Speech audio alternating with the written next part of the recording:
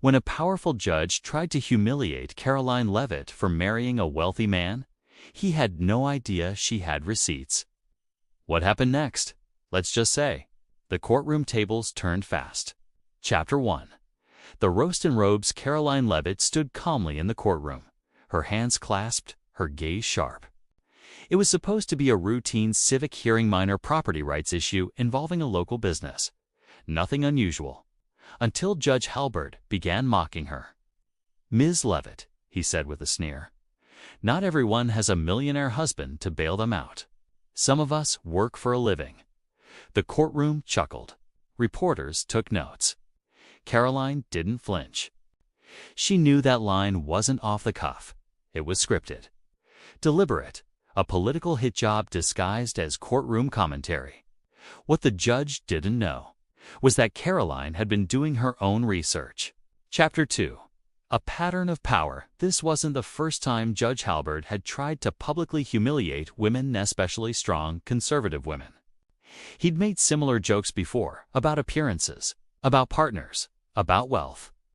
Karoline's marriage was often dragged online. Too pretty, too rich, too lucky. But she knew something else. Judge Halberd had made his fortune long before he was on the bench. And none of it made sense. A dozen LLCs, 3 real estate firms tied to the same address, and a shady consulting firm whose website had been scrubbed clean weeks ago. Something didn't add up. Chapter 3. Digging the dirt late at night, Karoline dug into property records, court filings, and IRS records that weren't exactly public, but weren't exactly hidden either.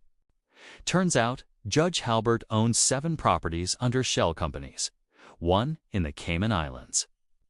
2 flipped for triple their value with no renovations, and one of his companies had received federal COVID relief loans despite having no employees.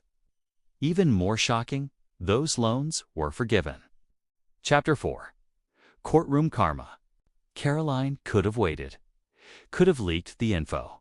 But instead, she decided to do what no one expected. She requested to speak on the record.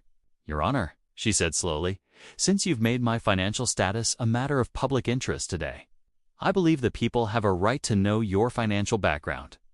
You could have heard a pin drop. She laid out the shell companies, the flipped homes, the COVID loan scandal. She backed every claim with documentation. Halberd went pale. "Ms. Leavitt, that's all publicly available records, Your Honor," she replied. Chapter 5. The fallout. The video went viral within hours. Political commentators, YouTubers, even late-night comedians ran clips of the moment. Karoline trended across social media as the woman who shut down the judge with his own receipts. An ethics committee opened an investigation. Protesters showed up outside the courthouse.